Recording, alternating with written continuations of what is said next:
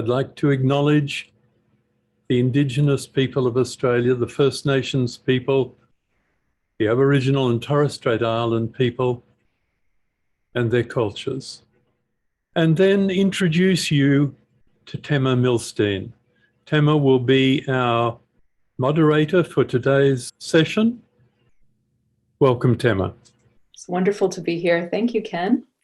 I'm a relative newcomer to Australia, and I'm very grateful to be becoming part of this country.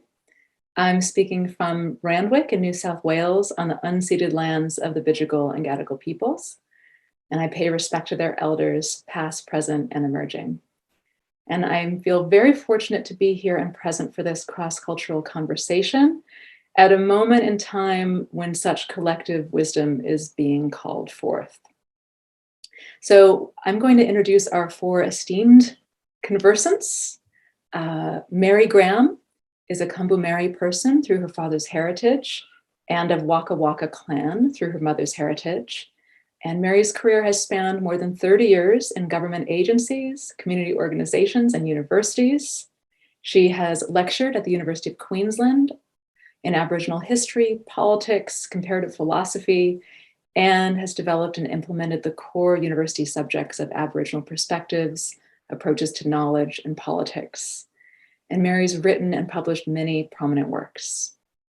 Jakelin Troy is a Ngarigu woman from the Snowy Mountains of New South Wales and director of Aboriginal and Torres Strait Islander research at University of Sydney.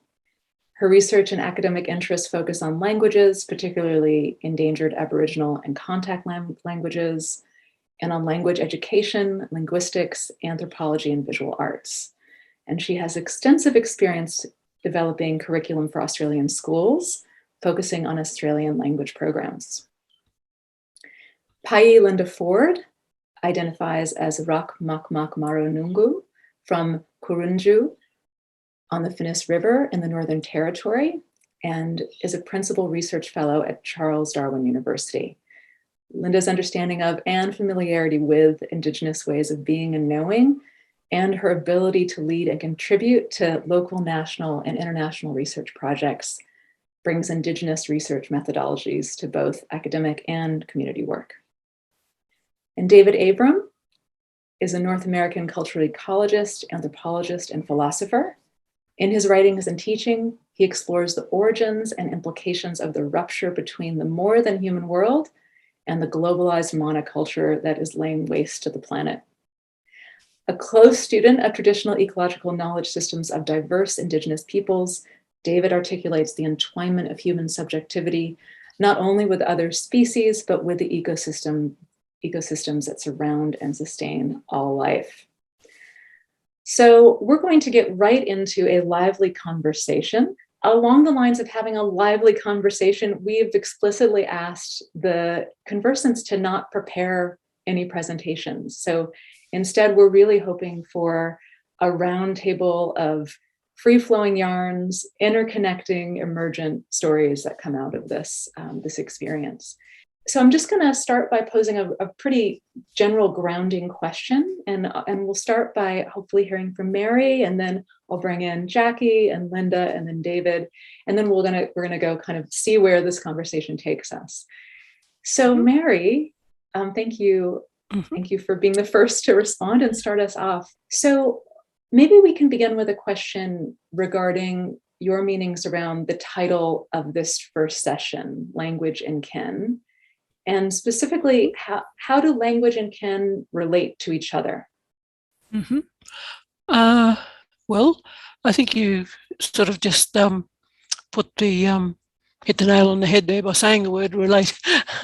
And I would say it is about relationality, relationalism, if you like, and survivalism too. Both those things, that all humans are both relationalist and survivalist. And the idea, I think, especially with Indigenous people all around the world, is that they concentrated a great deal more on a relationalist ethos.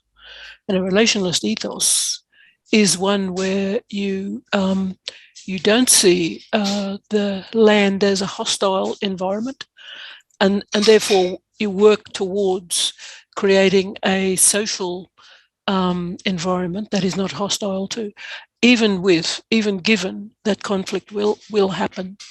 For example, Australia, ancient continent, as far as we know, it's never been invaded, actually. In all these tens of thousands of years, we've had friends from the north, as they say, that is peoples from the north coming and trading backwards and forwards, a normal relationship, trading, and so on. But nobody has actually ever invaded the place. So the concept of invasion is not there. It seems to be not at all there. It's illogical, But relationship is between all the interdependent autonomous groups. No hierarchy, it seems, between tribes or clans or language groups, if you like, and so on. So it starts out to be relationalist. And survivalism, though, is there all the time. Just everyday life, got to be careful you don't get poisoned, got to be careful you don't get run over by a bus. And of course, now with the pandemic and that, you have to be careful. But to have a survivalist ethos is unfortunate. That is that the world is a frightening, hostile place, and you've got to guard against everything and everybody. That's unfortunately where we're at. So to me, relationalism is both kinship and to do, especially with language. I tie it up with logic too, language and logic. Basically, logic is your way of thoughts, organizing your thoughts, and language is, as someone has described it, as like the dress or the outer covering for logic, because you have to have both. And if you think that's some sort of ancient indigenous wise saying or something, I just got that from Wikipedia, actually. Yes, but I thought that's a really good expression, really good meaning, And of course, we do, as ancient peoples, we have our own logic, of course, and it's definitely not Aristotelian. Yeah. Will I leave it there? I'm sort of raving on a bit. That's great. You have to tell me. Thank you, Mary. This is a great transition to Jackie, who specifically studies languages. And I guess, could you especially dive into a little bit to what extent languages inform kinship in that relational way? Well, in our languages in Australia, which may even be the oldest languages in the world, or at least the oldest still continuously used for tens of thousands of years. Our people have been in this landmass we now call Australia for the archaeological record suggests back as far as 72,000 and maybe even back to 120,000 years. So that's, I'm not going to say it's beyond living memory, because in fact, our living memory in Aboriginal Australia is really ancient, and there are memories of events in geological time that are tens of thousands of years ago. My own people, Ngaragu, of what's now called the Snowy Mountains in southeastern Australia, are the sort of remnant alpine area of our country, have been there for at least 20,000 years and probably longer. And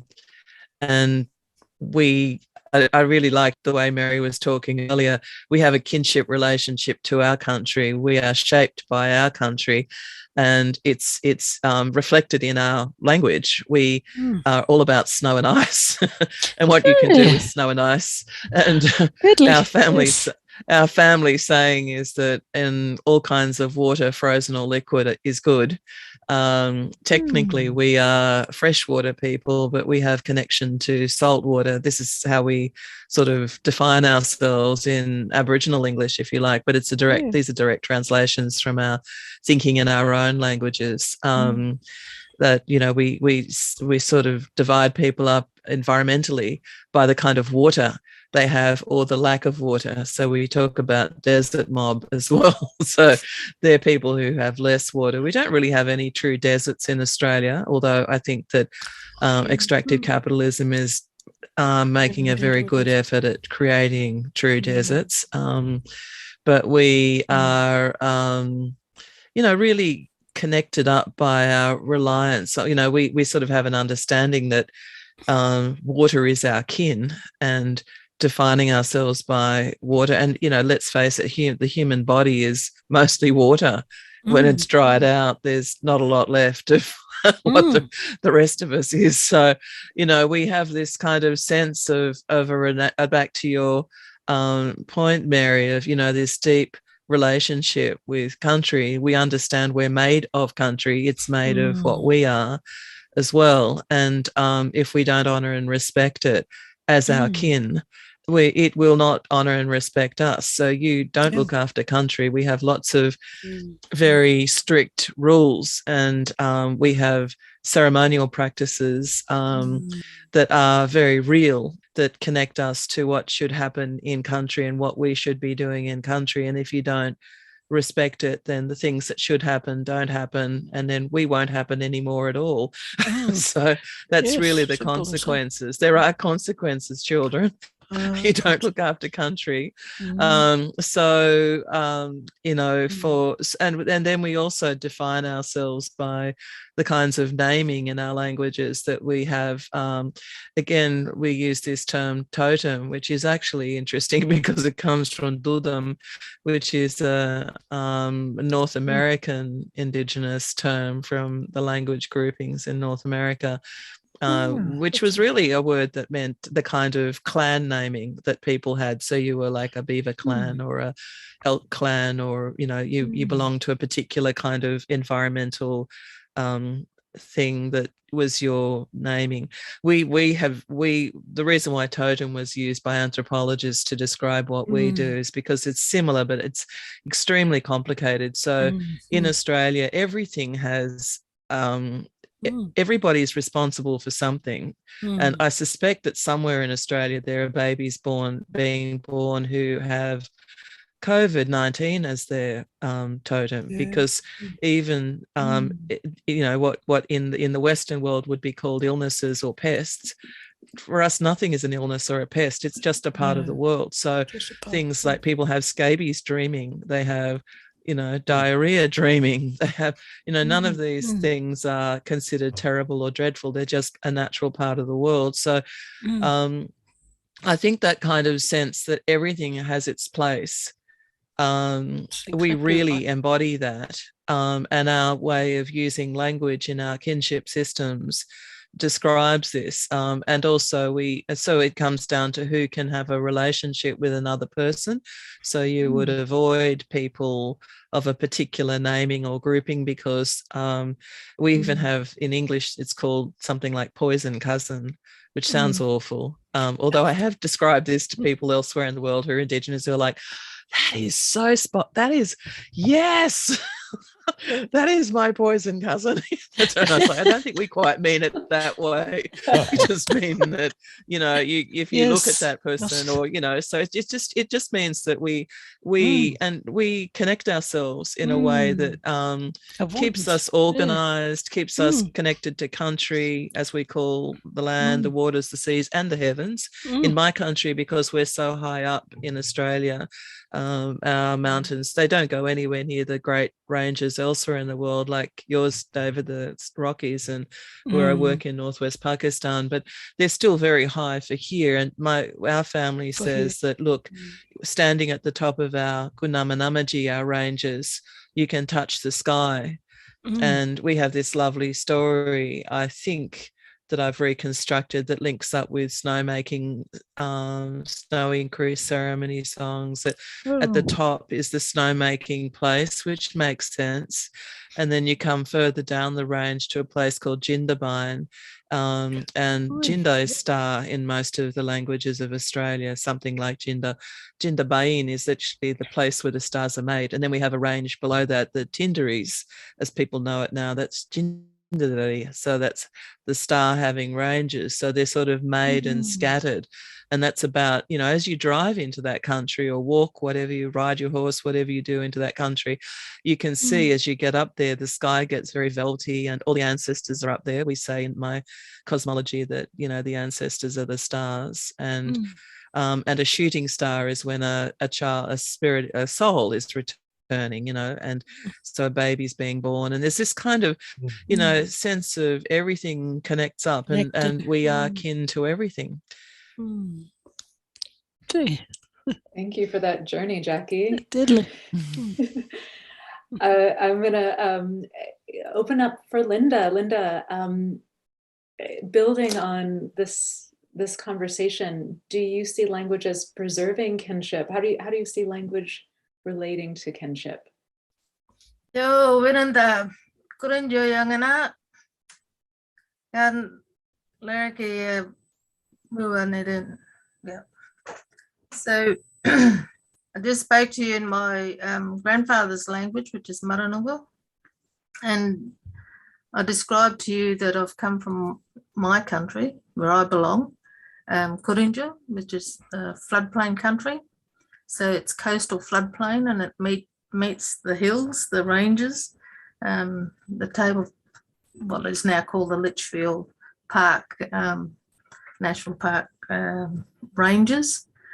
We refer to that as million. And of course, Auntie Mary talks about relationality, and what I described to you when I say you were Winanda Kurinju Yangana, that means that is the place that I belong. That is where my mother conceived me from my country. Regardless if, you know, in Western culture, you need a male partner. Well, we don't. They're conceived from the land. That's right. And when we talk about relationality, we have our conception totem, our Awamir. And so when I was conceived, the spirit of the native honeybees was accepted eventually by my mother into her womb. And so that's how I was conceived. So that country that I know as Wadanang, which is now part of Litchfield National Park, is the place that I belong to. That's where I was conceived. And those particular native bees are my Awamir. So I have to look after that environment and those particular bees. So we've got 3 different bees, but there's one particular one, the Tema, which that is me, that I look after. And I am Duk from eating that native honey. But there are 2 other sorts of bees that produce honey, the Wagaruk and the Dulla, and they're the ones that I can eat. But there's all these rules and protocols and relationality around specific identities and entities that associate me to my country. And I assume that all Aboriginal people in Australia have that relational connectivity to country. And the painting behind me is also connected to my Awamir. It's a fire dreaming, and that is connected to my grandmother, who is Marathiel, and Mara, I should say, Rak Mak Mak Maranungu. So Rak means place, Mak Mak means white eagle, white-breasted seagull. Mara is language, and Nunga is us, so the language where we belong. And it gives us our language, law, ceremony, and place where we belong. So when I say Rak Marathiel, Rak is place, Mara is language, Thiel is the paper bark. So, and that's further away, that's almost a 10-hour drive from Darwin.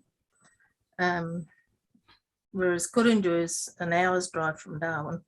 So my grandmother's country, her totem is the paper bark, but also we have all these other ngirawats, as Jackie described the totems. So we have all these, for my family, for me, I have multiple connectivities through my ancestral genealogical lines, and fire is one of them. And the painting that I did in the background here is my post PhD through Midwana and Wurkama. Midwana is the cycad palm, which is also an ancient palm that we use for our ceremonies, and that process I used to describe in my PhD how to engage Indigenous knowledge systems and Indigenous people through our own protocols and governance structures. So language for us is really significant and important to the way that we identify ourselves and the way that we engage with other people. And so the seasonal fire behind me represents here where the white dots are is the domestic fires, and then that's all throughout the year, and then the rest describes the landscape of the floodplain. So we get about 2.5 meters of rain on that country. Oh my God. So the second largest rainfall in Australia is Innisfail around Tully, Yes. which is in North Queensland. So a lot of people don't understand that about the tropics in Australia. They always think about Sydney and Melbourne. Yes. Well, that's a long way from us. It's Yes. a 1.5-hour flight in a commercial domestic flight. But here, this the painting describes our burning patterns and the regime that we use from the early burns, which are the nice big dots, the yellow dots, down to the end of the year. And we normally don't burn in October. We try not to burn after July if possible, because the fires just decimate the biodiversity on our country.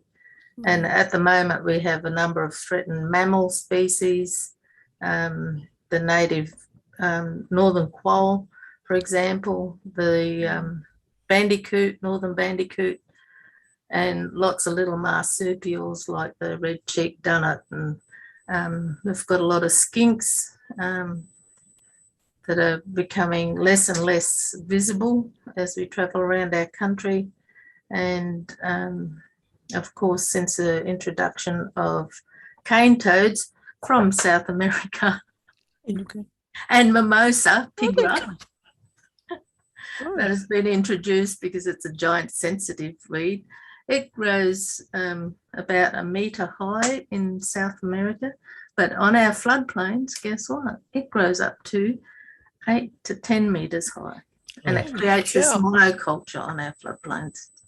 So these are all new introduced species that have happened and require different ways of managing that on our country, which means more fires, more intense fires, more smoke into the atmosphere, and poisons to spray the plants, poisons to eradicate cane toads, and the list goes on. So that relationality for us is really important, and the connectivity.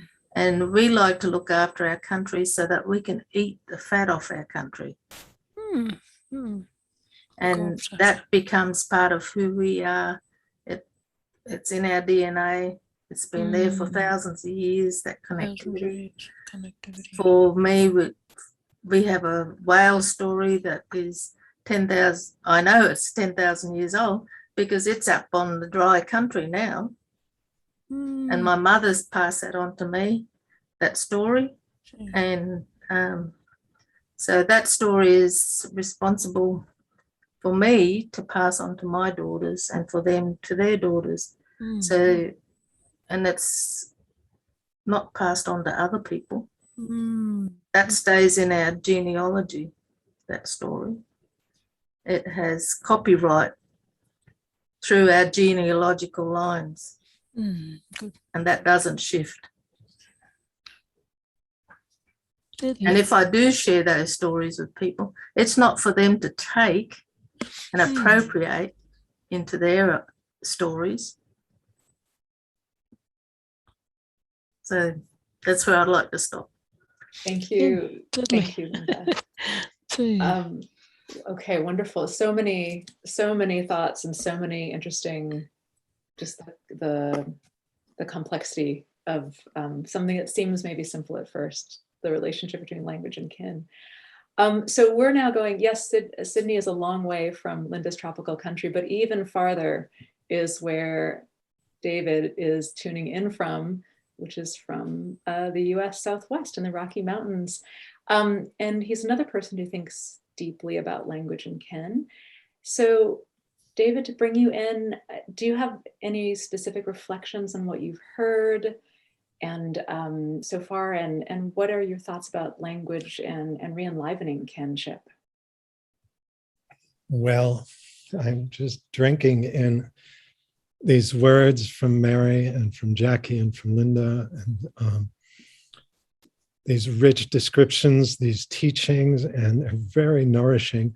I'm speaking here from the northern Rio Grande Valley, in the foothills of the Sangre de Cristo Mountains in northern New Mexico. The mountains are like the southernmost spur of the Rocky Mountains, which are sort of like the spine of North America, or Turtle Island, as some of us call it. But down here at the bottom of the spine, gazing out through the darkness now at the Jemez Mountains across this vast valley, dotted with many pueblos, villages of the Puebloan peoples who speak Tewa language and Tiwa language and Toa and the Keres languages. And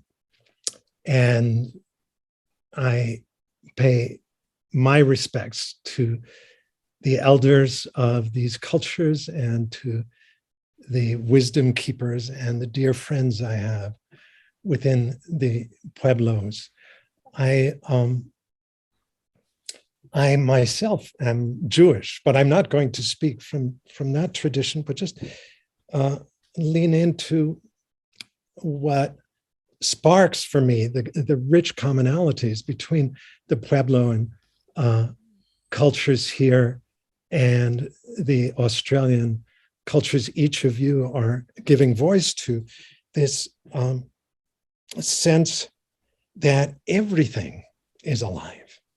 Not just humans, not just animals, and plants as well, but the ground itself, the winds and the weather patterns, the waters.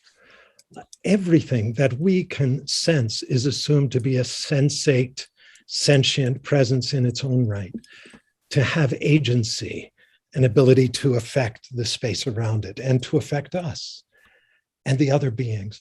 It seems that this is basic to every indigenous, traditionally oral culture around the world. Something about orality, or having a direct, living in direct relation to a land not interrupted by technologies or even by the printed page. It's as if the human senses, in the absence of intervening technologies, spontaneously experience the world as animate and alive, as if that's a kind of baseline for the human organism. I think that's true. One thing I've studied a great deal is the consequences of literacy. What happens when formal writing comes into traditionally oral cultures?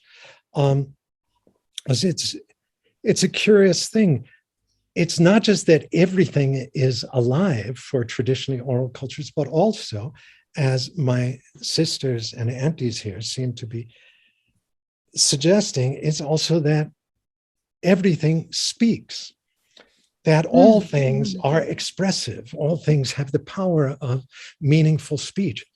But when formal writing systems come into human culture, we seem to have this strange closing in on itself of human language begins to close in and separate itself from the speech of the world itself. But this happens in different ways with different writing systems. I'll just say a quick word about this, because if we think of the very non-formalized writing, the petroglyphs on cave walls, but on cliff faces, on boulders all around here where I live, but even more so there in Australia, where you folks hail from. And also the beginnings of formal writing systems among the Mayan people, among the Egyptians, where you have more pictorially derived or iconic writing systems. You have humans and human implements interspersed with other animals, with land forms, with rain, with thundercloud, with serpent, with plants. And so the reader reading such a script, even the ideographic writing of China, where many of the written characters are stylized images drawn from the more than human field of beings. So when you read such a script, the reader is continually reminded of language's link to the land itself. It's as though if human language is closing in on itself, the written characters still act as windows that open onto a landscape that still speaks. But with the advent of the alphabet, which many of us now use and are raised into, with the alphabet, the written characters no longer image anything in the surrounding world. They just refer you back to your own face. And so I see a B and I go buh. I see a C and I go ka. That is, the characters no longer function as windows opening onto that wider world, but just as mirrors reflecting the human face back upon itself. With the advent of phonetic writing and the alphabet, human language begins to feel like it is the only language. Only as the alphabet spreads into priorly oral cultures, often carried by missionaries teaching the good book, only then do cultures get this odd idea that language is an exclusively human property or possession, and the rest of the land begins to fall mute. It no longer speaks. It's no longer generating meanings everywhere we turn. Humans speak. And the land, yes, it falls mute in this curious way. And it seems like we're now dealing with the consequences of an experience of language as an exclusively human property, where we no longer speak to the world. We no longer feel the world speaking to us. We no longer feel the mountain or the forest edge or the river speaking. These are, to many of us in the modern world, seem to be mute, almost inert, inanimate, non-expressive powers. We have the power of creativity and expression. And so perhaps it's not so far from there to feeling or looking at nature as just a set of resources waiting for us to mine them up for our own exclusively human use. So that's one thought about language and the way it can open kinship or really stifle our instinctive sensory reciprocity with the sensuous earth around us. Right. Does that make sense? Oh, absolutely. Jeez. I think that's maybe a good transition into something that Jackie and I were chatting about before today around the power of collective calls. So a conscious use of communication, of ceremony and language within ceremony to call forth or be in communication with the more than human world. And Jackie, you had mentioned the snow song of your people, and I'd love for you to just talk about that a little bit, and maybe we can talk together about the power of collective calls, this languaging with the world, and what these collective calls do with the world. And before I turn it over to you, I just wanted to mention a thing that you and I discussed, Jackie, which was when you told me about the snow song. One of the things that came immediately to me was the collective call for rain during the catastrophic bushfires here a couple years ago. And there was a global call for rain where there was a moment in time around the world that people were asked to, I think it was only a few minutes, just focus on calling the rain to Australia. And having taken part in that with my family at the time that it happened in Sydney, and within an hour, the rain started to fall. After that collective call around the world. So can you tell us a bit about the snow song and kind of lead us into this power of collective calls?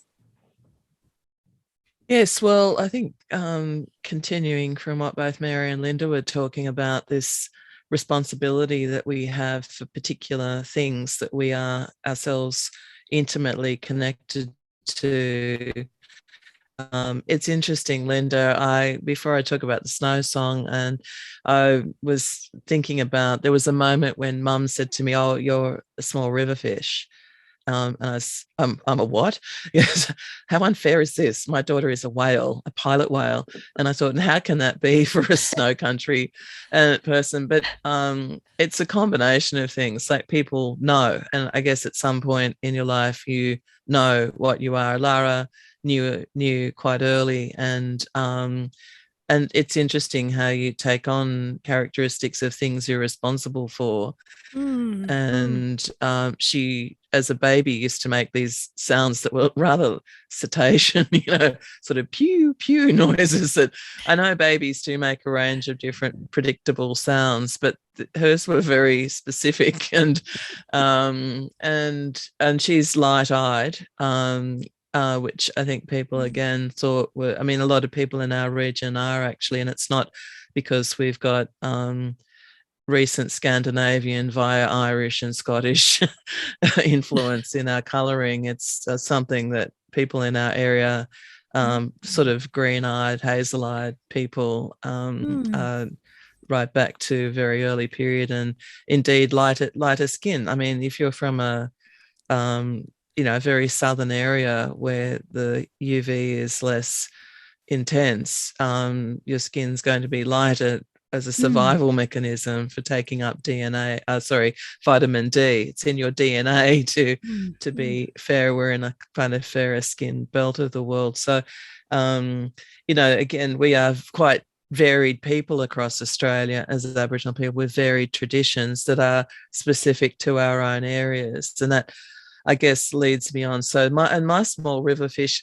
like yours, Linda, like your bush bee, is one of mine is a mountain galaxia, and it's specifically the Kosciuszko galaxia, maybe also the Stocky galaxia, but they're the ones that are at the highest area, and they're highly threatened by, again, not by the climate or anything else, but by the Snowy Mountains hydroelectric scheme, which will destroy its habitat completely. And even though they have plans for trying to keep this little fish in an area that it could continue, the area is too small for it to thrive. So it's very threatened. And I don't really know what to do except to speak out about it. And Snowy Hydro are talking to me a little bit about it because it's my totem and I can't save it. And I'm not sure what it means when your totem is gone, because as Linda said, that's actually what birthed you, you know. So anyway, so what I am trying to do is bring, I guess, a real understanding of this environmental connection we have. So Tema, thank you for raising the opportunity for me to talk about this song. So in 1834, I think I mentioned earlier, this man, John Lotsky, came through our country. He was a very good man. He was European originally, but he had a sense that we were people with a lot to offer, and he was very sad to see so many Aboriginal communities, in his eyes, destroyed. And he heard a song in my country down near a place called Dalgety in the high country, on the bend of the Snowy River, where one night in late March in 1834, he sat with people of my community and he heard women singing the song and men accompanying on percussion. We also have these things made out of drums, made out of possum skin. So they're like your opossums of North America, David, but there are marsupial possums in Australia, and in our country they're bushy, they're furry, and we make a drum where you have a sort of, if you hit a cushion with both your hands, doof, doof, doof, it would make that sort of noise. And men can accompany on clapsticks too. We call I do this action, but they're made out of wood that when you click it together it rings. It's really good sound, and you can make it trill as well by vibrating. But anyway, so this, the song was under a full moon, and the women were calling out to the moon, Gaba, to bring the snow. And it goes, Gunji gawal guyuri, Gunji gawal guyuri, Gumaji gumaji gawal gumaji, and it goes Gaba gumaji yuri, and that's Guma is make the snow, bring it, and the repetition in the song is kind of saying, please do it. It's like, we need the snow, increase the snow, bring the snow, increase the snow, keep it coming for us. Go gu for us. You give it, bring it for us. We're calling out to you to bring it for us. So this goes on and repeats, and these would be familiar kinds of patterns for Mary and Linda with music in their own regions too. This is a sort of typical pattern for something that is an increased song where you're asking the environment to respond to you. And so a team of researchers from Sydney, and we, with some of my community members, we put this song back together, if you like, and it was called the Song of the Women of the Monaro tribe. Monaro, or Monaro as we now call the area. Monaro is our region, and we found the spot on the river, the bend of the Snowy River near Dalgety, just near the little township, where it was sung in March 1834, and we sang it in April, and within 2 days it started snowing. And I must admit, it was the best, we say in the academic world, non-traditional research output that I've ever spectacular result. In fact, I don't really care about, we did it, Linda Barwick and I, who worked on the song together, she's a musicologist, and I wrote, I think, what is a very good paper, which you can look at the latest issue of Musicology Australia if you want to read it, and it is a really nicely researched paper. But for me, the stunning output was that it snowed and it hasn't stopped, and it's really cold, and it's December.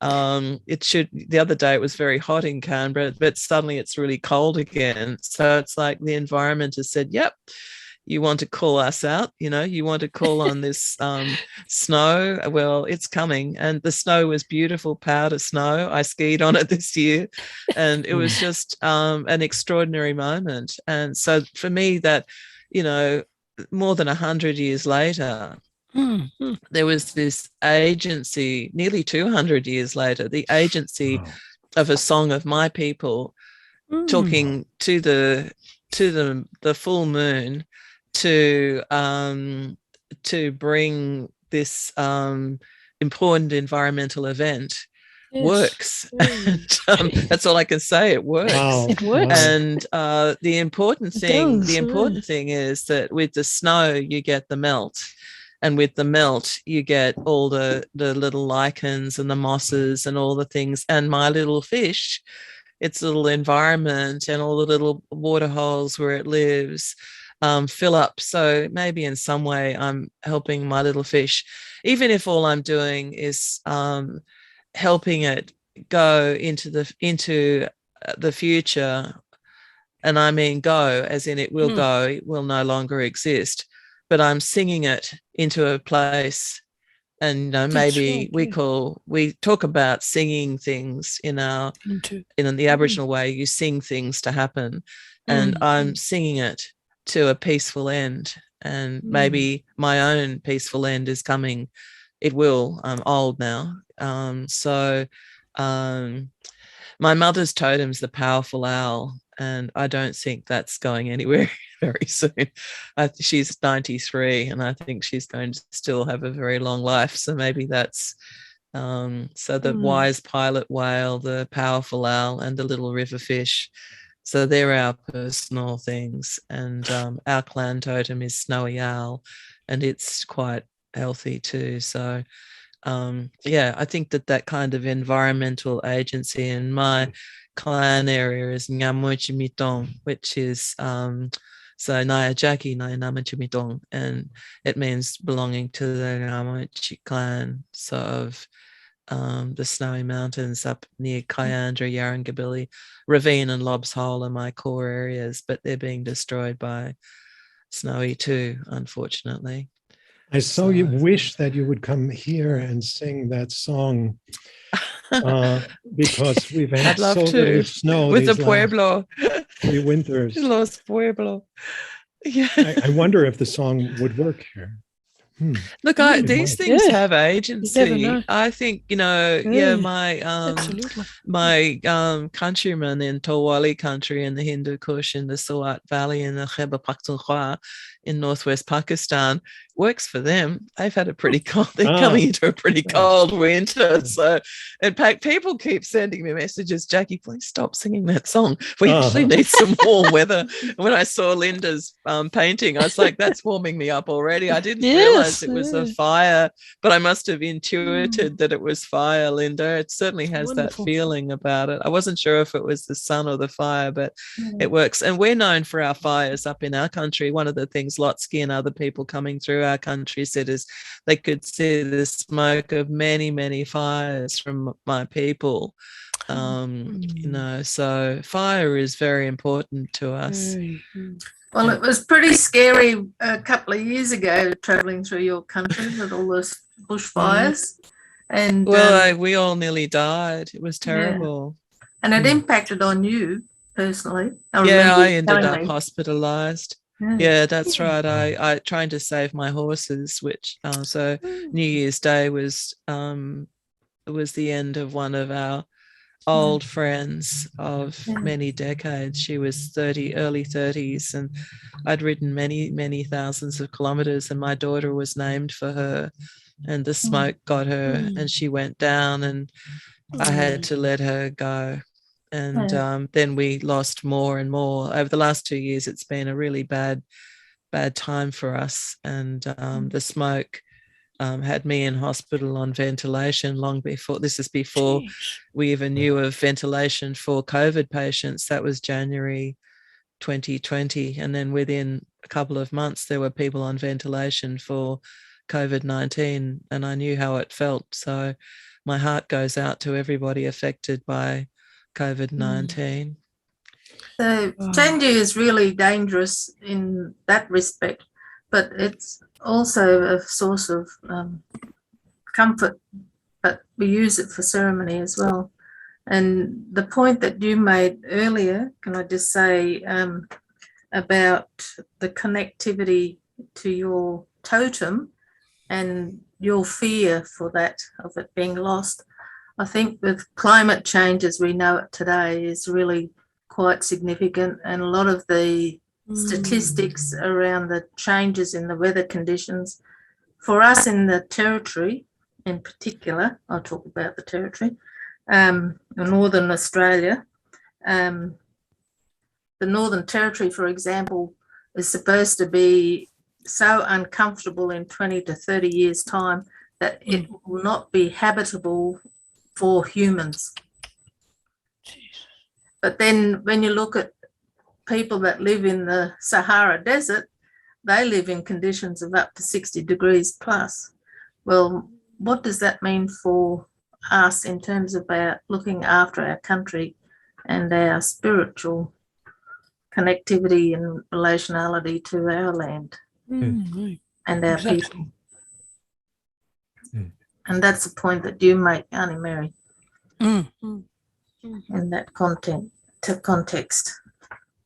And David's point about language, yeah, like if those conversations end because those things aren't there anymore, you know, all in our languages are really interesting. Hey, I mean, Linda is remarkable because she speaks so many of her own country's languages.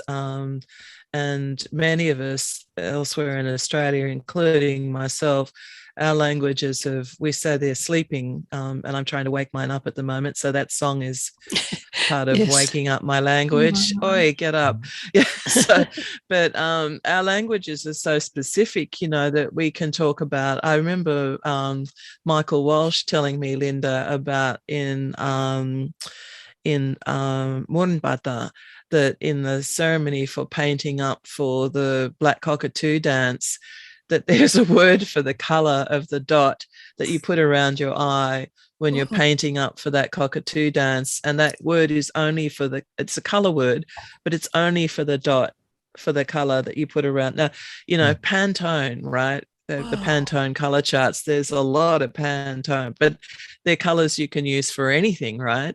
But for us, you can't. Like that word is only for that dot on your eye when you're painting up for Black Cockatoo. So, I mean, in Linda's languages, this is preserved, this kind of detail about that kind of intimate knowledge about country. First, you know what the color around the dots around the Black Cockatoo's eyes look like. So they have their own word for their color. It's not the same, I don't think, as the word for the dot you're putting around your own eye. So, you know, that kind of knowledge, deep knowledge, and keeping this kind of vastly expanded vocabulary to be able to just have a daily conversation. And remember that people did this in up to 9 or 10 languages a day, just to have just to get through a basic day. You'd be speaking 9 or 10 languages, each with these massive encyclopedic knowledges. And the languages are used for specific purposes, like not just talking to your neighbors in another language, but also talking to your mother-in-law, so you don't have to talk to her directly if you're her son-in-law. You talk through somebody else using mother-in-law language. If you're talking to children, you use specific language. We're not talking goo-goo gaga languages. We're talking expanded languages that are child language. Then you have song language, you have women's business languages, men's business is what we talk about, things that are only for men or women or whatever, you know. So it's, you know, that was the world we inhabit. We still do. But your point is very I think Jackie's breaking up. Bring you back. Is she breaking up? Clear out. Yeah. David, what were you going to say?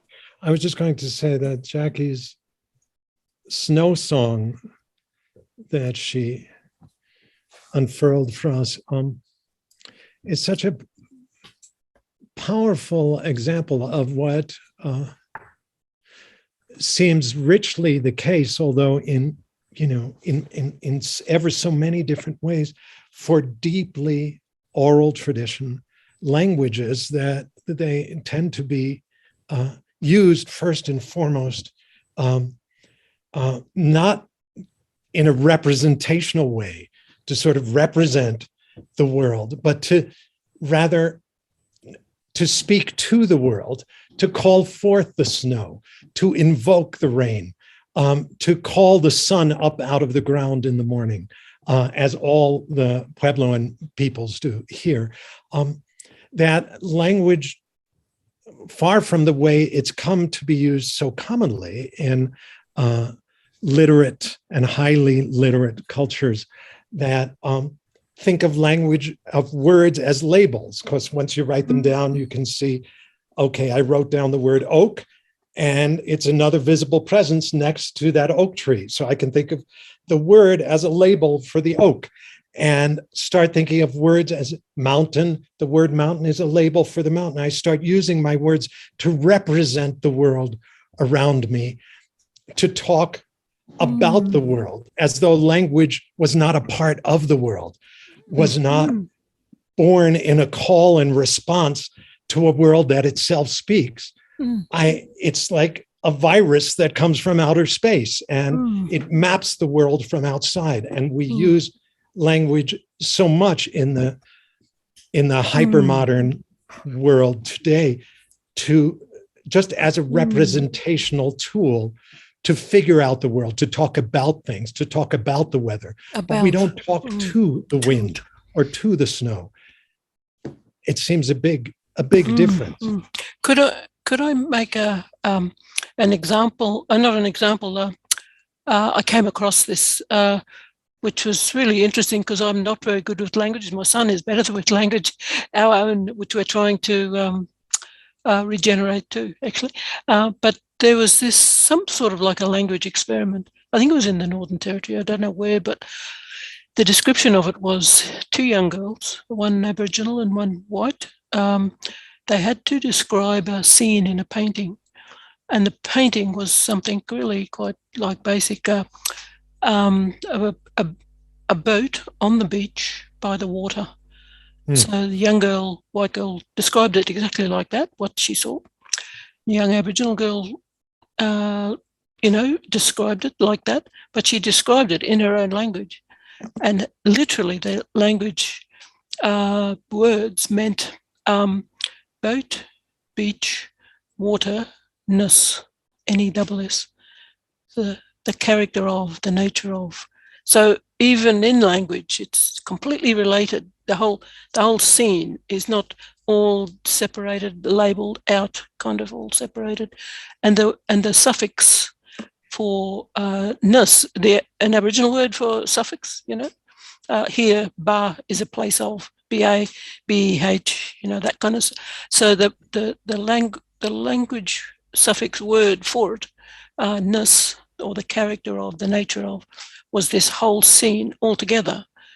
And I thought that was wonderful. Very holistic. It's all holistic, yeah. It's just, and so anything that you look at, and experiencing and so on, you're simply a part of. You don't have to label things and, analyze things and so on and so on.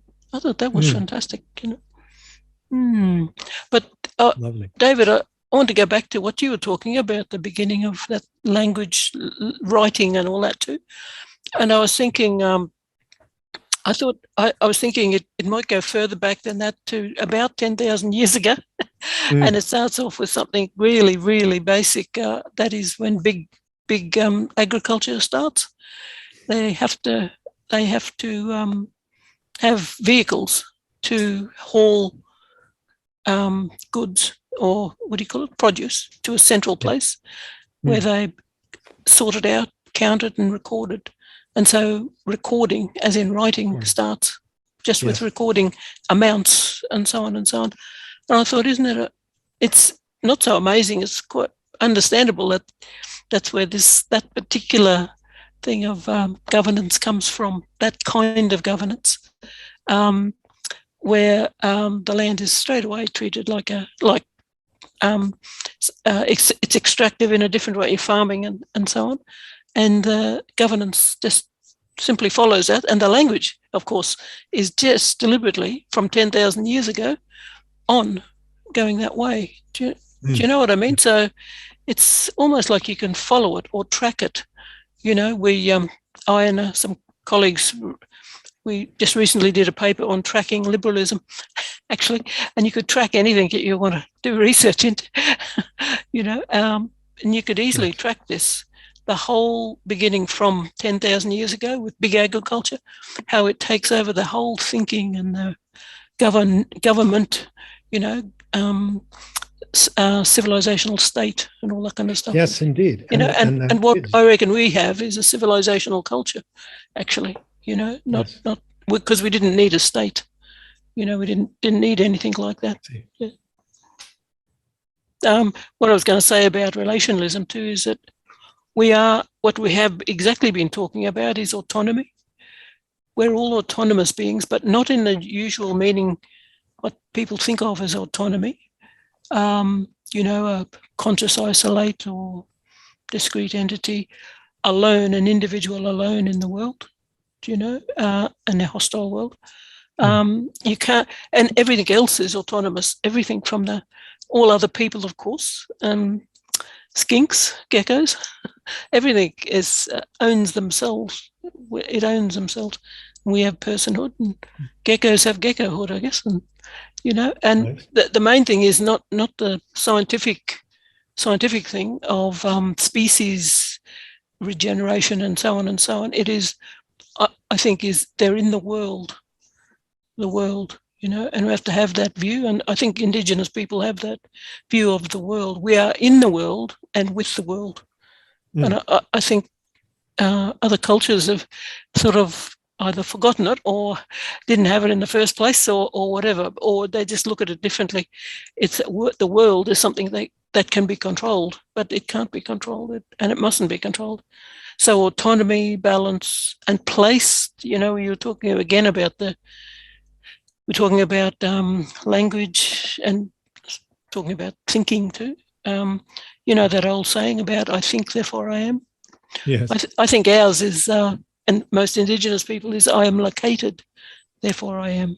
So place is extremely important. It gives you the That's whole a good take on it. I love that. Yeah, Can the I meaning borrow of that, Mary? Yeah. That's beautiful. I am located. I'm located, therefore I am. Yeah. So place, Yeah. and a Chinese philosophy I was reading, I thought was a good take too, was space is freedom, and place is security. I thought that's quite right in the whole world, place. So, and the relationship between us, I believe that we have autonomous regard. Regard is more powerful than respect. The word for respect in Yugambeh is garima, and we use that as a try to, talking and training young people and trying to settle arguments. All sorts of things that are always going on in Aboriginal cultures, various things. But balance, Politics. Yeah, politics, Aboriginal Black politics. Oh my God! but those things, but that's all. We resolve Yes. things. We do resolve things eventually, and we resolve them yes. on country. Yes. Country. People Yeah. always talk about Country we need helps to get that, out on country and sort Yes. it out. Yeah. Yeah. I was just going to say those attributes, I reckon, are of relationalism, autonomy, balance, place, and ethics, which is the law, which is basically the law as we talk about. Yeah. LAWLORE too. Both. It's how we talk in English about grounding yourself. I mean, that's grounding, literally, isn't it? Hey, you're on the ground, and to get a kind of sense of balance is to ground yourself. Well, that's to put yourself in country and on country, and so I think they are really ancient ideas. That they are human ideas. Yes, but it's more like the rest of the world. Perfectly suitable forgotten. for now. Yes, yeah. They're perfectly suitable for now. Yeah. And David, there's a good. I don't know if you've heard of Bruno Latour. Of course, I know Bruno. Yeah. I love his saying about coming down to earth. He's talking to people, mainly white fellas, I think, about the importance of coming down to earth. And that's right. They're overdue for that. They will. And Mary, another reply to Descartes' cogito ergo sum, I think, therefore I am. Another possible reply, very much in line with the relationalism we're speaking of, is you are, therefore I am. Yeah. Well, that's the proper thing of autonomy. I cannot even be autonomous without your being autonomous. Yes. You're an autonomous person, so it must be autonomous regard, and that doesn't necessarily have to be only with people you like, with people you don't care for and don't get on. Doesn't even have to be only with people. Yeah, I that's can right. say Exactly. to the mountain, you are, therefore I am. Yeah, exactly. We have a great. question from one of the audience members that has to do with this conversation that has emerged out of collective calls, and they're kind of grounding us back or calling us back to the collective call. And so this is from Tobias, who says, when you mention, Jackie, how the song brought the snow from Bunjalong country where koalas are now struggling, I've wondered often if singing up the koalas will help them return. I'm not Indigenous, but I try to recognize their spirit and their place as a way of calling them back. If we all collectively do this, will it help? It seems to here. We had a male pass through over 5 days recently, also for the glossy black cockatoos who are also endangered here. One keeps visiting, and I've promised to keep a safe space for it here. Well,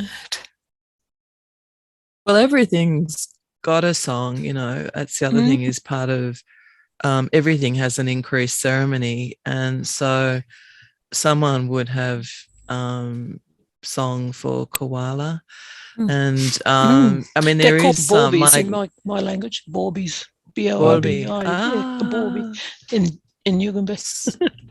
So there's probably no, don't. Gosh, you know, I mean, there's probably Yugambeh song. We don't have them up in the high country, but we have pygmy possum, which are very endangered too. They survive the fires. They're amazing. Unreal. They live in the crevices of the rocks. They eat the things that we like to eat too, the bogong moth, and they get very fat on them. I liked Linda saying we eat the fat of the land. We literally eat the fat. There's nothing we like better than fat. It's probably not. It's probably why we're a little bit chunky now. Is that we're always looking for the fat. Is beautiful, actually. Porcupine, that's echidna to everybody else. Yes. Yes. It's so delicious. Yeah. So, but sweet. Unless you leave the ant sack in which case it's not so sweet. It's not so sweet, yes. But that sort of idea of I mean, that's terrible what happened to those koala, you know, they just the fact too that you have to make corridors for where they could live. I mean, why not keep some of the bush? I mean, in knocking down the bush to build suburbs, why not build suburbs that can incorporate the environment better? Like koala can live with people. I know people who've got koala living right outside their window. Like they've got houses that are so high up on a hill where there's a gum tree, you know, and the koala just looks in through there. There's no reason. They're not exactly ferocious or difficult, and they can be bad tempered, you know. But they stay in their trees most. They come down for a drink now. That's not true. They don't drink. But, no, but everything's got a song, and song, you know. So Linda Barwick, who is very close to Linda Ford, Payi Ford as well. Hey, Linda, she actually has written about how you know, song is possibly the earliest form of human communication. You know, a lot of other primates do these things that sound like singing to each other, and all the pant hooting that goes on. My daughter hates it when I do that. That's studying anthropology, David. So I love to like whoop, whoop, whoop, whoop, you know. So she, but you know, that's you know, there's not much difference from going what to, you know. So, you know, it's a kind of normal way of communicating, and I think country here is song. So there's singing things back, and song is powerful. I remember as a child too being told that you know, people would be sung sung, which used to really scare me. But that, you know, like singing is a very powerful emotion and engaging with the environment kind of thing to do. That's true. So true. I remember when I was backcountry skiing up near the Tetons in the Northern Rockies, just along the Snake River, and I was skiing through a very dense thicket of woods, and I came out of a bunch of trees into a small clearing and abruptly found myself face to face with a mother moose. She was about 6 feet from me. And our eyes locked. And then I saw her front hooves just sort of rear up and pound the snow. And I remember the spray of snow. Oh, wow. Around. And then I saw one of her ears swivel backwards. And I saw that behind her was a young moose, very young. And I understood why she was so tense, that I was so near unexpectedly. And I don't know, it was very frightening sort of situation, but my body just sort of calmed itself and took a deep breath, and I heard myself just utter this sound. Ah. And instantly I saw the moose's front legs relax and the muscles relax. And I took another gulp of air and went, ah. And by the time that second tone died out, the moose had completely relaxed and gone back to nibbling on the willows. And I thought, wow, as I'm just skiing past, thinking, holy cow, I mean, just there's so much information. I suddenly realized that is carried in the sounds we make. For those who have ears to hear it, she was able to get right away that this guy is not ready to attack. He's not going to jump me. It's totally, he's cool, you know. And she can pick up information about the interior state of my organs and tissues within my body just from the sounds I make or that any of us make. So from then, I began to realize that song is a most basic way of also communicating with other species and communicating across species with those who don't speak our fancy highfalutin verbal languages. Song is so key. And perhaps even when we are speaking our highfalutin verbal languages, maybe we're also just singing to one another. Maybe, I mean, because there's still the rhythm and the tonality, and there's the rise and baraka, jurwakade, kadon, kadurwakade, kade. So that in some way, much of the meaning in our speaking language to one another is probably carried in the music, in the melody, in the song of our speaking. And if we would pay a little more attention to that, maybe other critters would be joining us more in our conversation. Yeah, wonderful. Jeez. Yeah, you can't I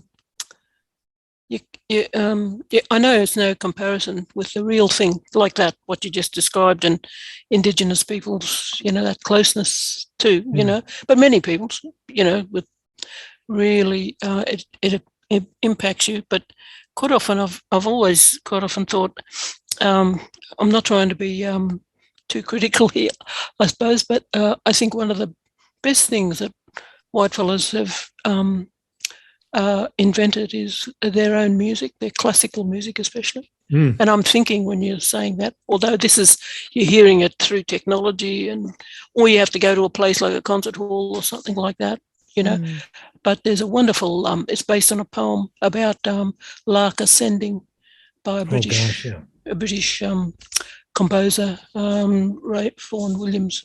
Yes. It's the most beautiful piece of English classical music, I reckon.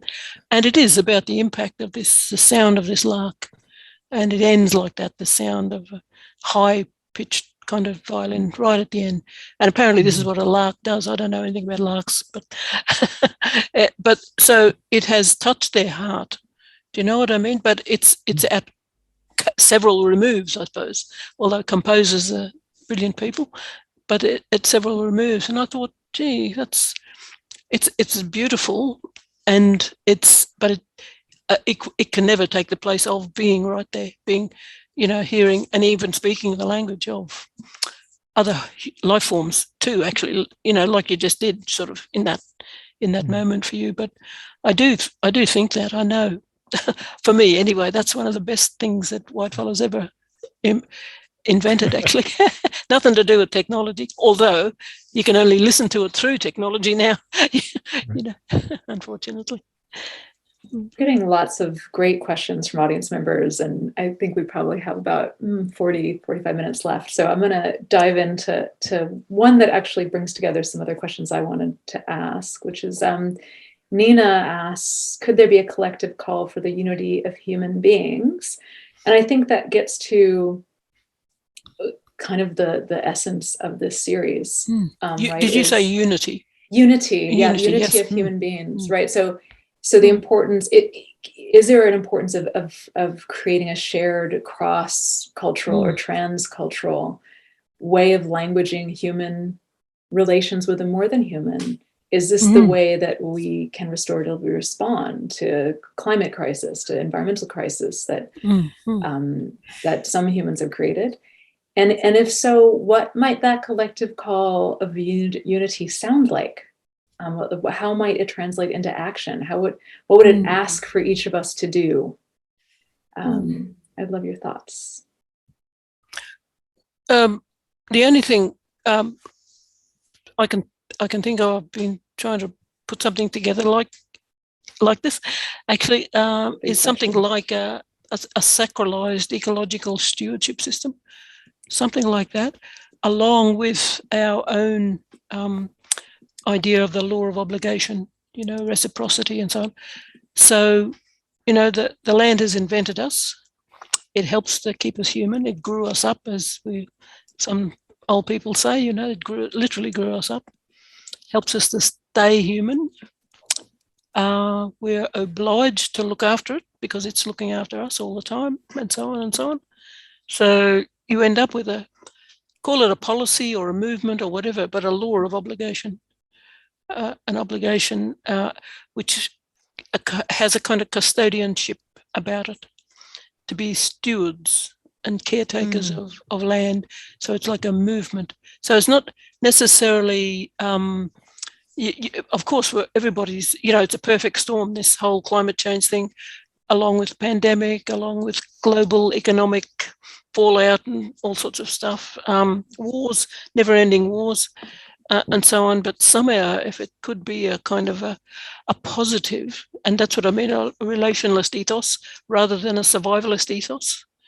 A relationalist ethos is something like the National Health Service, which they're currently, that country, UK, and vested interests are trying to get rid of. They're trying to get rid of it, turn it into an American system of you pay for health, and you end up, and poor people are never looked after and so on. Well, that was a brilliant old idea, and that's what I would call a law of obligations. You look after everybody, everything, poor people, everybody, nobody gets. And the ideal, of course, is not to have poor people, of course, and little things that are already, I think, being done. Did one of you mention it before? I said about little bridges and tunnels over roads that are like nature, what's the names, and that helps small furry beasties from becoming roadkill, Well, that's a law of obligation too. I mean, there's heaps of policy things, because my own background of interest has been for a long time is governance. We have to have I do believe, to run the country properly, to have a proper worldview, with Weltanschauung, you can call it, is to have a worldview that says that's how you run a country. Because blackfellas always knew how to run a country, and the first people who ever did, actually, a whole big country, a big system right across the whole continent. So I don't know, some kind of, call it a policy, call it a movement, whatever. It's got to have something to do with how you see the world, basically, how you see the world. And it doesn't mean collectivist rather than individualist. That's rather right. than being individuals, but think collectively. That's and it would and does actually match up with some people's ideas, some countries, of being a multipolar world. This in Australia, Australia, we invented multipolarity, actually, basically in one country. So we just got to do that for the whole world now. Not much to do. Mary, can No you talk pressure. a little bit more about what you mean by multipolarity? Well, in our own old country, we're all interdependent, autonomous groups. When you look at the Aboriginal language map, there's no hierarchy among them. Nobody, no one tribe or collection of tribes tries to dominate everybody else. So no hierarchy, basically. It's a flat system. It's a flat system, and it's sort of like, can you imagine a whole big continent full of local governments, actually? Or if you want to look at it in a religious way, it's like there's hundreds and hundreds, multiple, not only dreamings, but Genesis. Not one Genesis for the whole country, not one big law for the whole country. Do you know what I mean? Apart from don't go around invading other people's countries. I think that's a very good. Yeah. That's how we started off, and that's how it stays. And it would be wonderful if the world was like that, eh? You know, because that's so important. You know, so a flat system and balance. Men and women run countries. Men and women. A gendered balance governance. A gendered governance. I've even been thinking of a gendered logic, although I think a lot of people would, you know, especially men, especially logicians, male logicians would not like that. But yeah, a flat system where people, and we could do it here now, I reckon.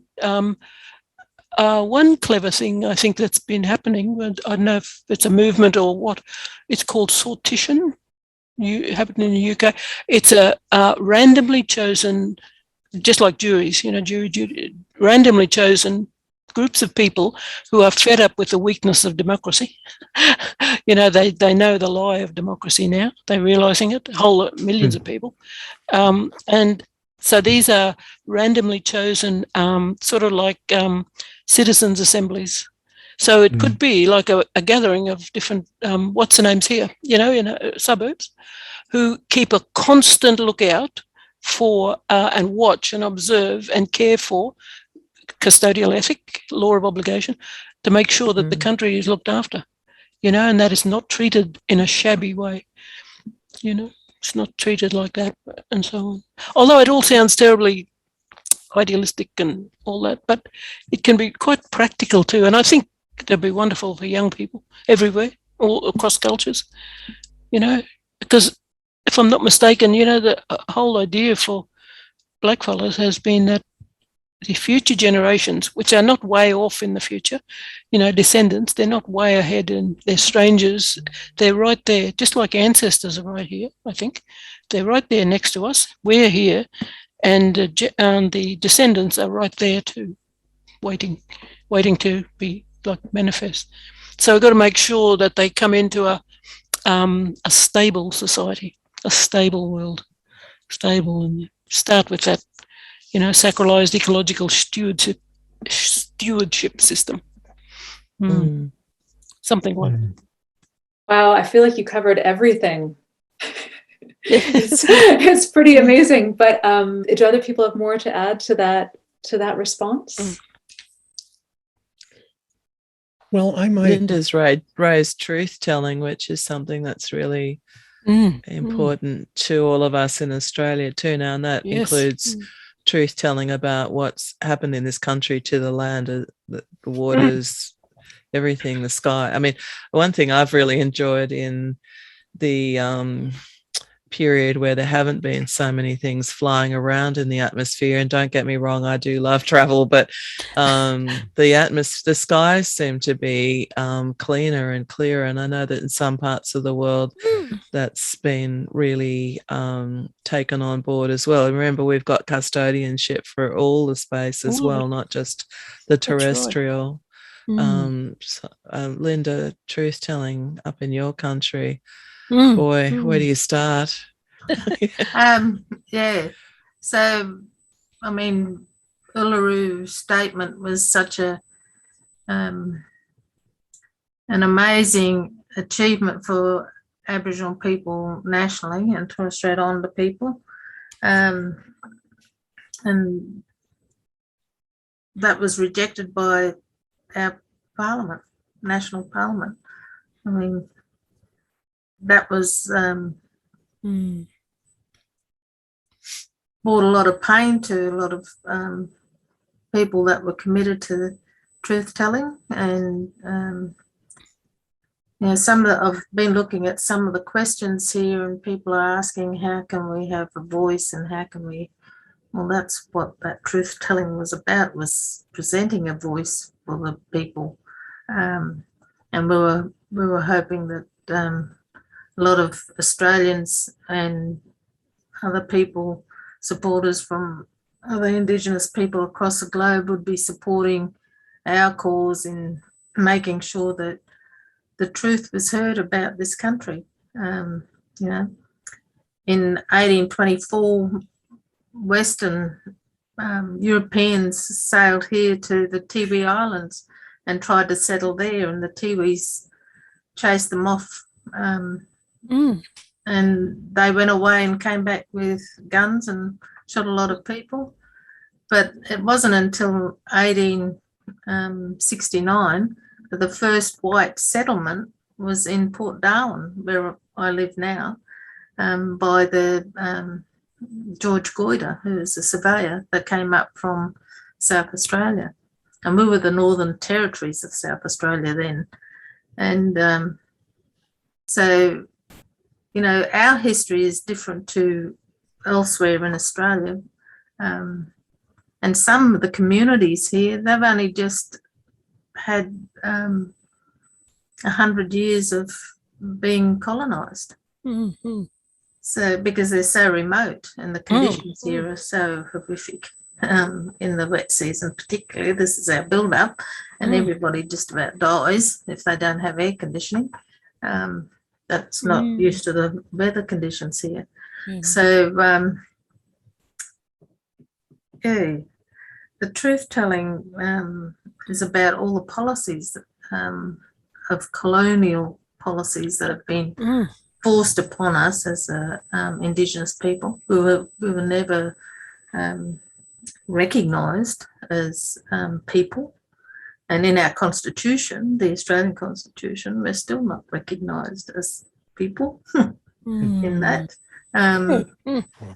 So there's all sorts of issues that Aboriginal people have that we still need to address nationally. And we've had representations go to UNESCO and places like that, the Geneva Convention, and we're still in a place where our government doesn't recognise us in the Constitution. Yep. So there you go, David. That's a bit of history for you in a nutshell. Oh, another bit of history, David, for Queensland is this is Queensland with its legislation, old legislation of protection of Aboriginal Torres Strait Islander people going back about turn of the century, 1890s, lasting up until the 1970s. It was a model for apartheid in South Africa. Did you know? Yeah. Oh, you knew? Yeah, No, I yeah. didn't.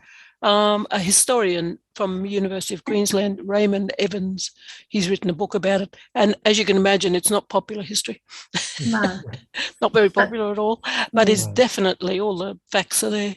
A delegation came from over there after the post-Second World War. We're looking around. They might have gone to other countries too. They might have, but they found the perfect legislation here in Queensland and took it back over there and called it apartheid. And all the rules you hear about apartheid, that was here in Queensland, but it probably was in other states too, I imagine. Different, called something different maybe or whatever, but complete, utter colonial control of people's lives, status, movements, even names, let alone wages and things like that. And there's a lot of So- controversy around the forming a treaty. You know, we had Yothu Yindi singing songs about treaty now back in the 80s. Back in there, 85. it's one of my favourite But yet songs. Australia has treaties with Papua New Guinea, with our South Pacific neighbours, Indigenous people, and Fiji and Solomon Islands. but they won't have a treaty with us. And still don't recognize that we are sovereign. You know, all this discussion we've had today is about our relationship to country, and everybody who comes here, they need to understand too that our system is to incorporate people. This is why certainly we did fight back against the British and everyone else that's come here, and not only physically but largely intellectually, because as I said before, we are the great intellectuals. 120 plus thousand years of intellectualizing, but making languages as complex as they possibly can be, but and social systems, but it's the key thing is that you are all family to us one way or another, because that's how we treat other human beings, as we treat everything. Everything is kin, and our languages have a way of connecting everything together. And the first thing that the Sydney mob did, mob, for those of you who don't know how we use the word mob, means groups of people. Not gangsters. They can be mobs as well, but I'm talking about the Aboriginal people in Sydney mob. What they did was they as their country was being destroyed around them and by the British, and as their rights were being diminished, even as they weren't being told that that's what was, they wouldn't have even accepted that that's what the British were doing. You just don't go, as Mary and Linda also said, you just don't go into someone else's country and make yourself the boss of everything. That just doesn't happen. Unheard of, that's right. It's not, the Sydney mob wouldn't have even conceived of what the British were on about. But but what they did do was they gave everybody a name, which is something that back to name, you get incorporated. Aboriginal people, we incorporate everything. And so every First Fleet officer had the name of some other of an Aboriginal man in their or an Aboriginal person in their little world, Sydney colony or whatever they called it, what the British called it, the colony. It was an invasion. what's with this colony thing anyway? So there's this little spot where they even built a fort, so there's this that's an invasion. But anyway, so everybody gets a name, and right down to Governor Phillip, Arthur Phillip, who was the first British governor. I mean, can you imagine what the Sydney mob thought of that? This man's a governor. Well, that's nice. Good. The man he captured, called Benelong, called in the end, this is how we are, right? He called him father. Out of respect. He gave him a kin term, or what has been analysed as, or translated into English as father, but it was a senior kin relationship. Yes. And Philip called, so he called him Biana, which is father, and Philip called Benelong Duru, which is son, and a kind of son. So these are rough translations, but they actually had kin names, whereas other people were like Gubada Golby, who was a very important man in Sydney, according to the historical record, Aboriginal man. He certainly had some respect there, but he had Captain Collins's name, so he called himself Captain Collins, and Captain Collins he called Gulby, or Gubada Gulby. So he and this went and so this kind of sharing of naming, which is what you get anthropologists and other people who go and live amongst Aboriginal people and study them in Australia, or just people who happen to be living in communities and the community incorporates them, are given what is called in English, in anthropological English terms, a skin name or something. And some people have made jokes out of us doing this kind of thing. It's not a joke. It actually is a very respectful thing to do. If you have a kin name, a skin name, and somebody's done that for you, you should be pleased about it. No one should make a joke out of that. It's important. And it means that you know how to be in the community with the people you're with. You that tells you who you can talk to and who you can't, and how you can. And it's really important, So why don't we have a name in the Constitution? Why aren't we named? Why don't we have places in Parliament in Australia why don't we have a treaty, as Linda said? I've always been a believer in treaty. I think And I think that the treaty sets out the terms of the arrangement by which the British can continue to squat in Australia. I mean, basically, they're still squatting, hey? Well, they The Queen basically is will be a for a long squatter. time. Queen of Yeah. England is a squatter. That's her kin term for us, I say. She's squatter. Squatter No, queen. that's right. Yeah. Nice old exactly. lady, but she's a squatter queen. Yes, yes. that's What do you right. reckon? Spot on, love. Squatter queen. Got a squatter. So I mean, I wanna- she's a nice old lady. I want to take all this really important framing of what we're talking about, right, in terms of the context and history and peoples and colonization and what this means right now, and draw us back through that lens into language and kin again. And there's been several questions coming from the audience about if you're Indigenous and there's a song that you know of but it hasn't been given to you, is it okay to sing it? There's also people who are not Indigenous asking, you know, what can I do as a non-Indigenous person? Someone said, I wish I had a totem, or to better understand, you know, or better understanding of my family origins. Would it be disrespectful to apply Indigenous knowledge systems and adopt a species or place now? So and other people are asking, you know, what in 100 years or more, will it still be non-Indigenous and Indigenous? Will there be a new unity term for people moving forward? So I wanted to give you those questions that are popping up as you speak. And if we can think about language and kin and how we move forward, what are some of your thoughts on that? How do we bring forth affirmative relationality, as Deniz Yildiz is asking from Tasmania? What are our ways forward all together on a path of restoration and regeneration? I don't know if that can be answered in half an hour or something. How do we go with that?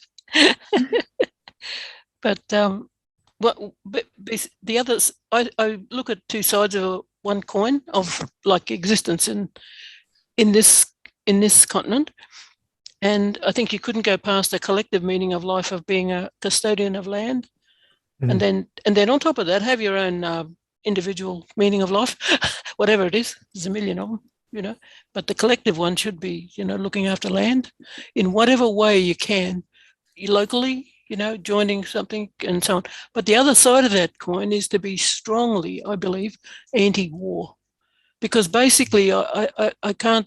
I work with other Indigenous people, environmentalist people too, and quite often it's just the whole attention is towards that, and somehow all this other stuff is going on globally. We're talking about invasion, you know, countries are still being invaded and bombed just to get at the hegemonic control of resources.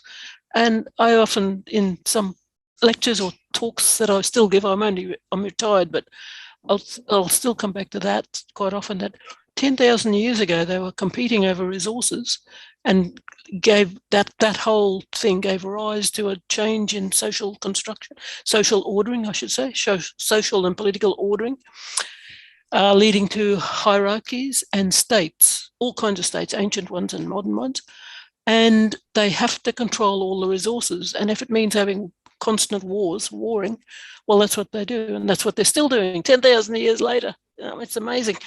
They haven't worked out a better system for running the world, let alone a country. You know what I mean? They still haven't done that.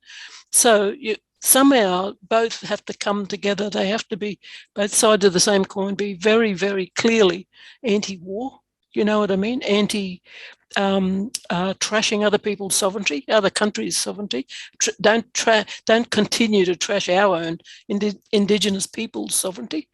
You know, recognise it, but I'm not going to lose any sleep over it if they don't recognise it, because we recognise it. We know we're owners and runners of country. Everybody knows it. All the blackfellas know it, you know. But they have to do both two things together. I do firmly believe that, you know.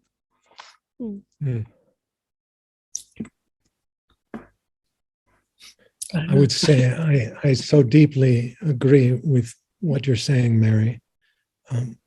So it feels to me like giving primacy to the land, which I don't think can happen without allowing that the land is alive, that the land feels our steps as we walk upon it, that everything is sensate.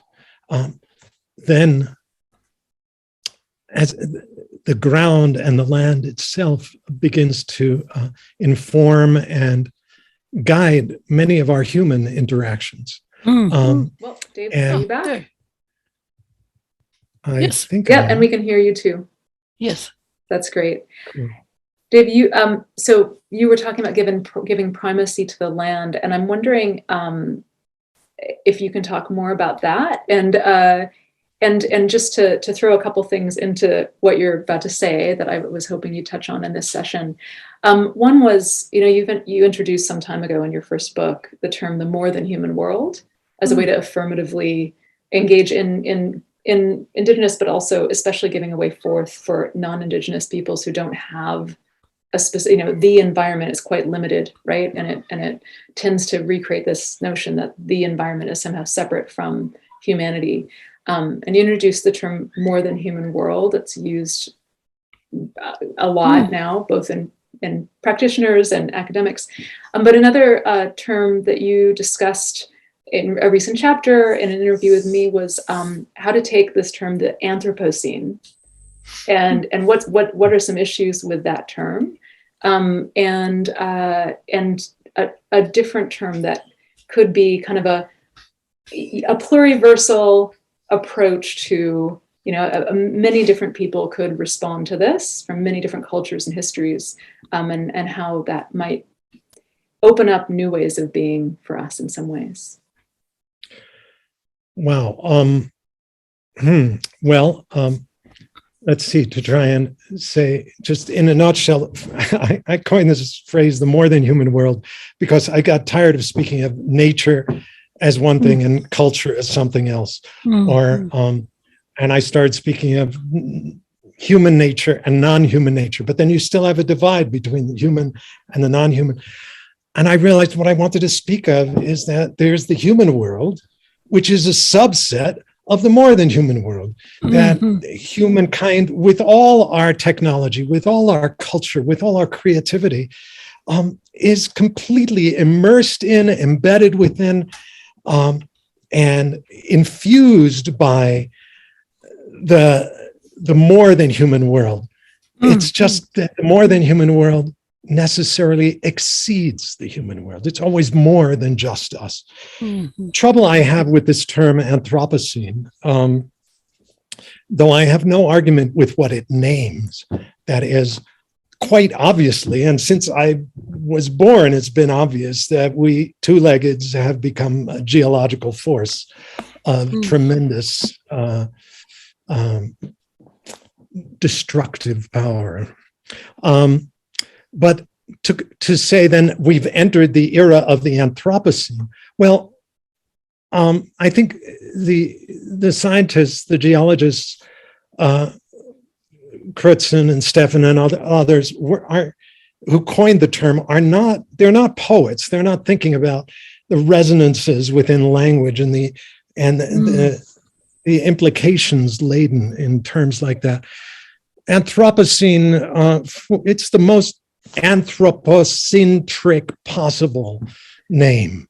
And it says that the human, the anthropos, is now coextensive with the world itself. So there is no more than human world. There's nothing that exceeds the anthropos if we now live in the Anthropocene.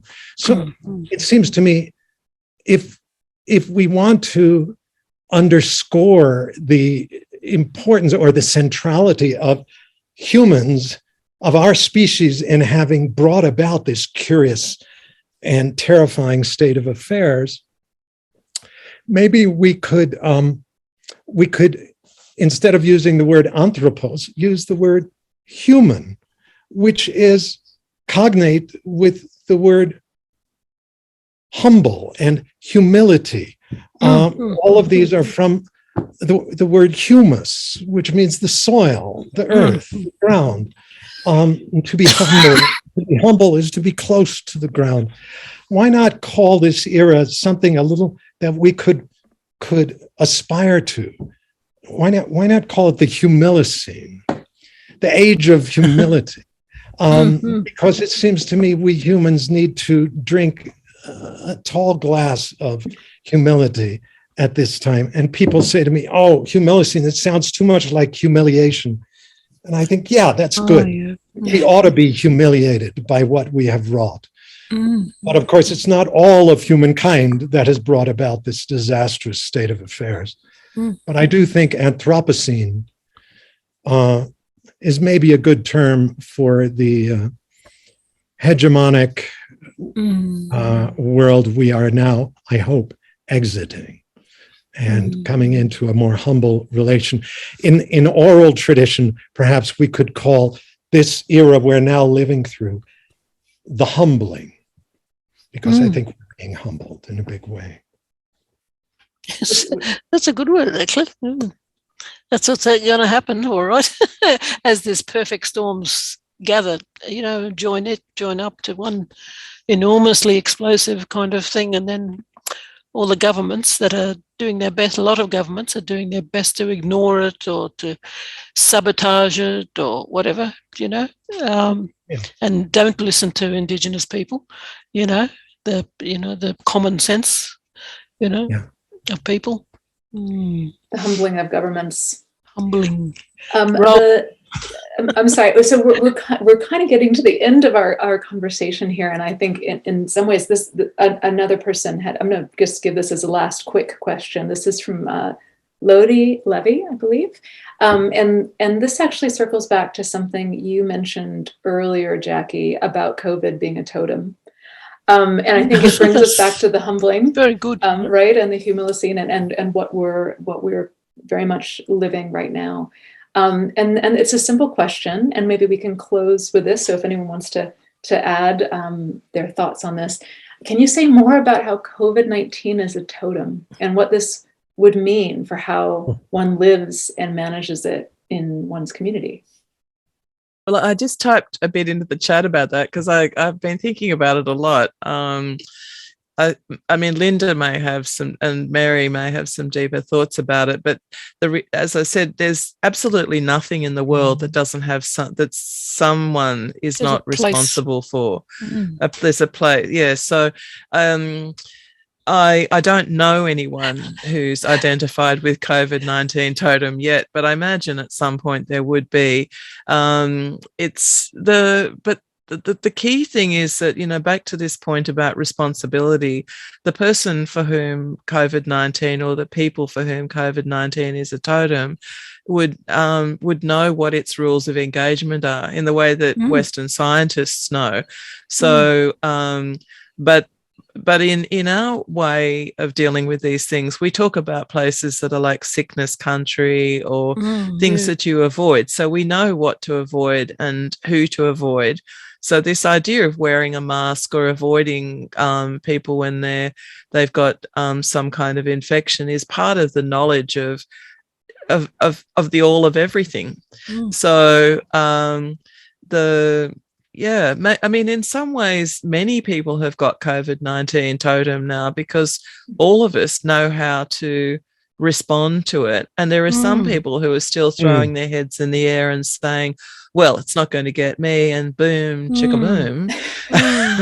Yeah, well, that was fun, and now they're gone. Now they're gone. Yes. So it's kind of a metaphor for everything, isn't it? That if you do the wrong thing by a country, and COVID is part of country, then it will do the wrong thing by you. That's for sure. Wow, that's a powerful way to end. I wonder if we can phrase it. It's a great picture of our uttermost interconnectedness, isn't it? In a powerful way. And also, it has been calling our species back to what many of us overeducated moderns have forgotten, that is the air.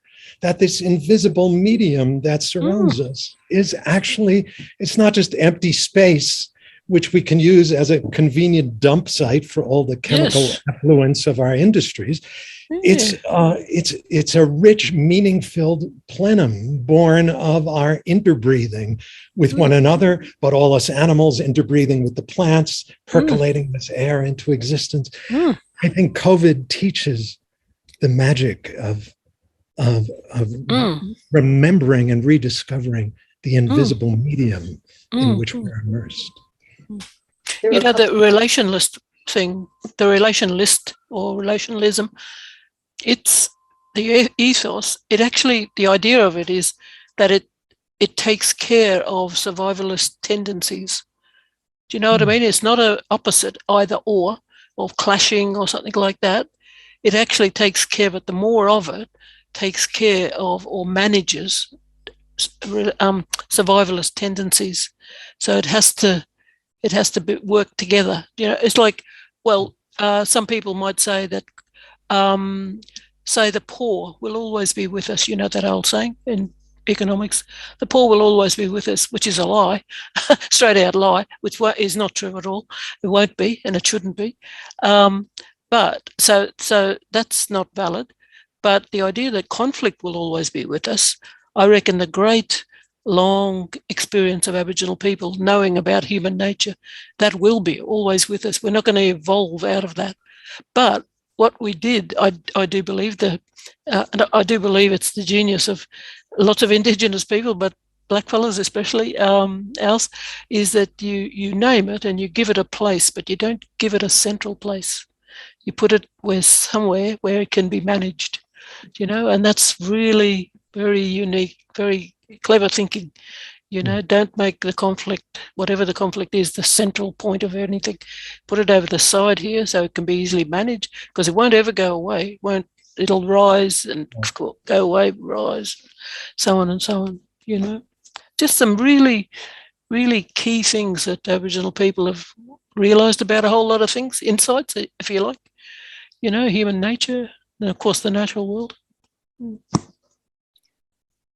Thank you, everyone, for being deeply engaged in the conversation today. And I want to thank all of these amazing esteemed guests, Mary Graham, Linda Ford, Jackie Troy, Dave Abram, the audience. Thank you for all of your engagement.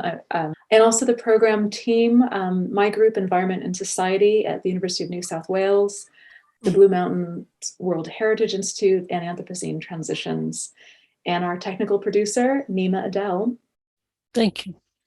Yeah, Thank you. all so much. Lovely talking with everybody. Yep. Thank you. Thank you, Tema. Thank you. Thank you. Bye-bye. Yada. Bye-bye, Linda. Bye-bye, Jackie. Mama. That Yada, mamak. Yada.